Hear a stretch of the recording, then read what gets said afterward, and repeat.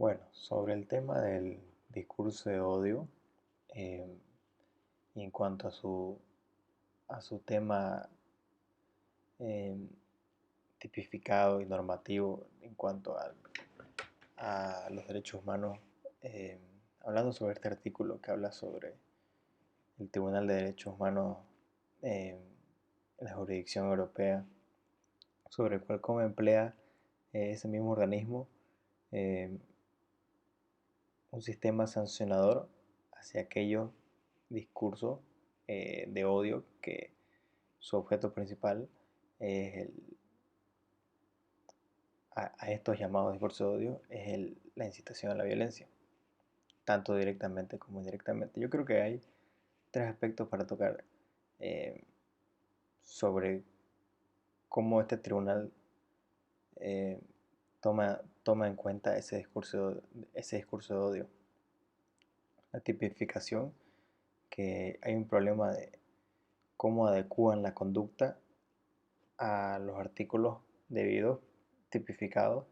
en cuanto a la normativa. Después, lo ambiguo que es la interpretación de esta, que lo que me refiero es que, como dice en el mismo ensayo, cuando se referían al,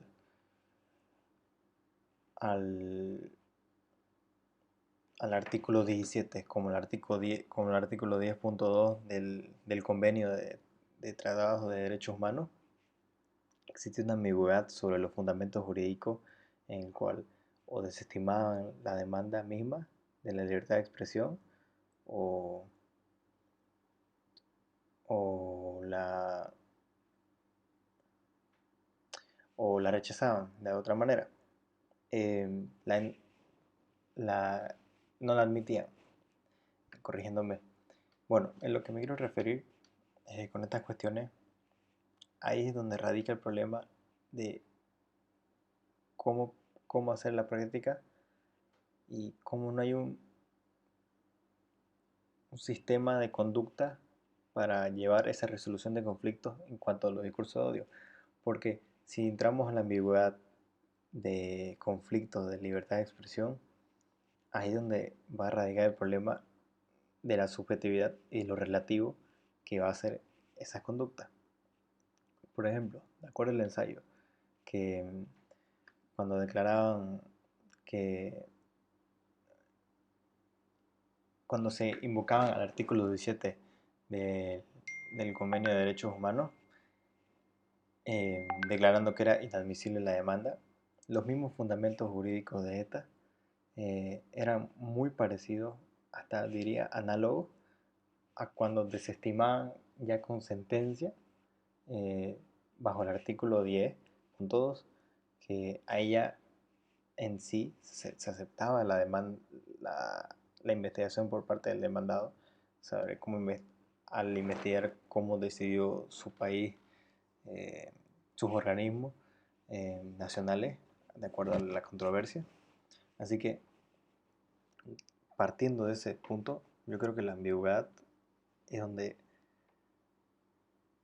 donde se tiene que solucionar y se tiene que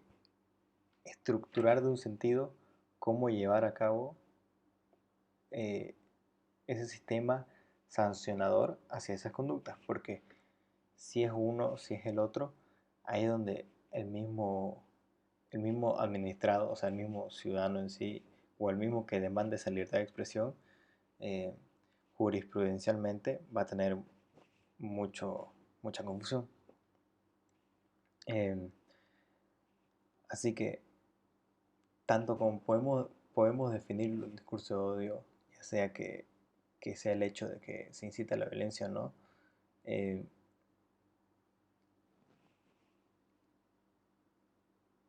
yo creo que el mismo, el- la misma subjetividad del- de la conducta, bueno, o sea, porque recalcando todo, para tomar en cuenta una conducta que es tanto discriminatoria, racial, étnica, religiosa, y va en contra de los valores y crea disturbios y conflictos y provocaciones, eh, es muy, es muy subjetivo de acuerdo al contexto, el momento, el tiempo. Entran muchas variables para tomar en cuenta esa conducta. Así que,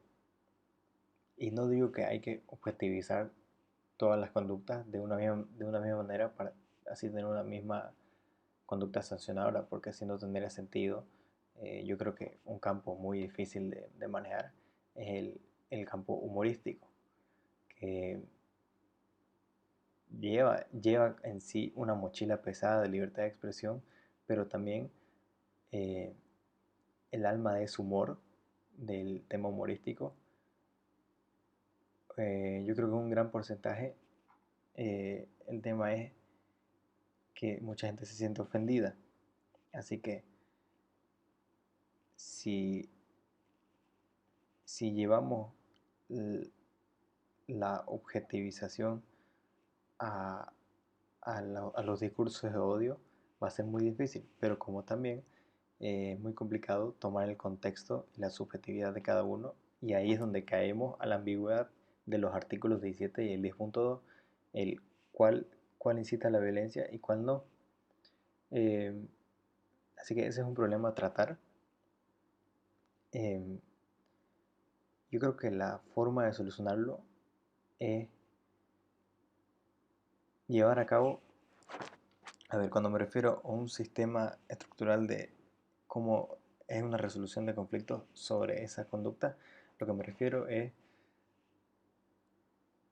a que la intención por parte del discursante o del que emitió las opiniones, eh, con tal que tengan la malicia y la malintencionalidad, eh, ya se lo debe tomar bajo el artículo 17, declarando inadmisible la misma demanda, porque si la desestima con sentencia, es que ya el mismo tribunal ha aceptado la demanda de, por parte de la demanda de libertad de expresión, eh, acudiendo a que se puede iniciar el proceso por, por tanto accionantes que puedan llevar una decisión u otra, o sea, que pueda haber una disyuntiva, una cosa o la otra. Yo creo que desde un principio ya tienen que cortar eso, de acuerdo a que la declaren inadmisible, porque yo sé que los contextos y los tiempos son diferentes, pero yo creo que la malintencionalidad y la causa